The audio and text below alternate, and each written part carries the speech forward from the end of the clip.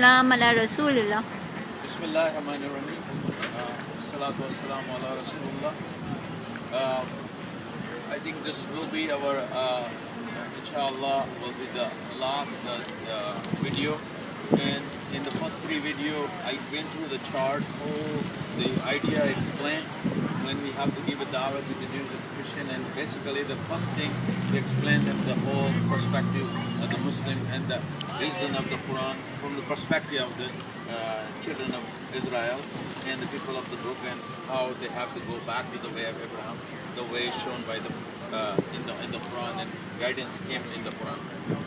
Now, have to invite them to in the family of Abraham, or in the religion of Abraham, or in the house of Islam. This is very important. Now, once you explain everything, you cannot leave a person that otherwise the guy will say, you explained to me everything and you did not even say what to do next.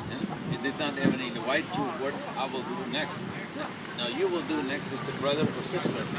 Once you understand, now I like to invite you into this beautiful religion, is the way of Abraham, which is the way, which is Islam, it's the house of Islam, where we understand Abraham is the father of many nations, and we were commanded to follow the way of Abraham by upholding this command also, thou shalt not have any God beside you. Our covenant with God is to worship God alone. And that's I would like to invite you. But before I invite you, I like to explain what's the most important concept. Sometimes if people will wonder why we do have so many religion on this earth, how do people divide into many religions. Now one of the things when you go through the chart, one of the verses 213 in the Quran will explain the mankind was one community when the guidance of God came and people start different in understanding, and this is how they divided into different churches and different beliefs and ideas, and different. This is how people deviate. And at the children of Israel level, there are many books were given, and that's why there are a lot of new theologies were developed here, and that's why the people divided into different churches and denomination, and this is how the Quran explain about that also. Now, one of the principles the Quran explain, if for example, let's say if God has to send a revelation in a mathematical form, 2 plus 2, 2 plus 2, 2 plus 2, anybody gonna receive 2 plus 2 will say 4. So we will all gonna agree if the revelation comes in a mathematical format, and then there is no dispute over this information. But the verses of the Quran or the previous scripture, you will find there are two types of information you will see in this scripture. One will be very explicit, that everybody will understand just like a 2 plus 2. And other verses are unspecific. So we say one is explicit, other one is inexplicit. And sometimes we say it could be a metaphor, it could be allegory, it could be a proverb, it could be some example. So there are a lot of ideas on those scriptures you will find. They are not very clear as explicit. For example, if Jesus said God is one, Moses said God is one, Abraham said God is one, Muhammad said God is one, Noah said God is one, God is one. It's very explicit throughout the scripture in the Quran and also previous scripture. Very, very clear. Now, if church say God the Father, God the Son, God the Holy Ghost, now we're going to have the least two information. Everybody says the God is one, here is God is one, and the Quran talks about God is one. If church is going to say God the Father, God the Son, God the Holy Ghost. So this information we're going to put in the category of implicit, not explicit. Now the ruling is that, number one, ruling in chapter number 3, verse number 7 in the Quran, the ruling is number one. There are two types of verses. One is a clear verses or precise or explicit, other one is implicit. The ruling is your foundation of your faith, your belief, everything based on the explicit verses. So now you should be confident when you believe in God. You believe in verses of God or commands of God, has to be explicit. Now what about the implicit? Then why God put on implicit verses of the Quran and in the previous scriptures? What the benefit of that? The benefit of that is a great knowledge of that. But how you use them is a criteria on them. So if we take all the implicit and the result of implicit does not contradict with explicit, which God already laid the foundation for us, we will take that implicit as the additional knowledge to improve on it. But those implicit contradict with the explicit, then we will leave that. We will not going to take it in our belief and idea we will live the God.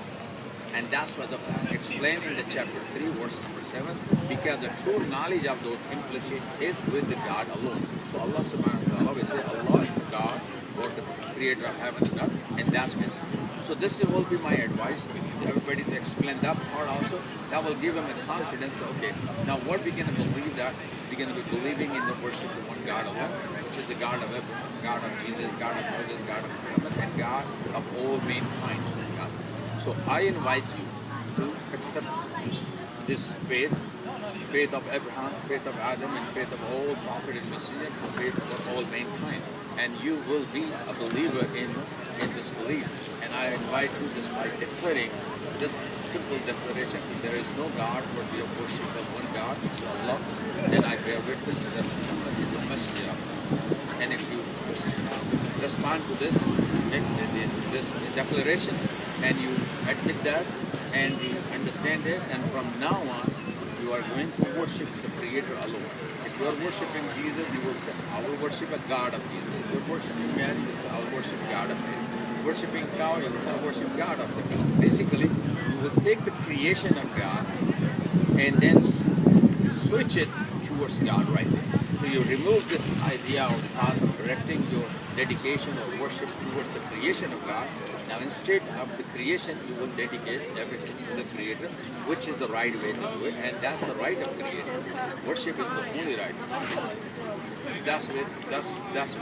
And now it's your opportunity to make that declaration. And when you are here, you have to understand that this is not just every human being on this walking with earth. You yourself consider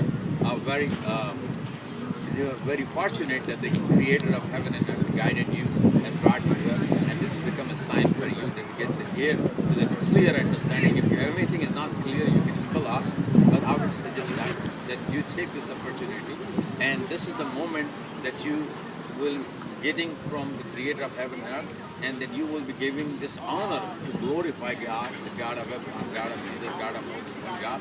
You will say just like Jesus said, O children of Israel, your Lord and God is one.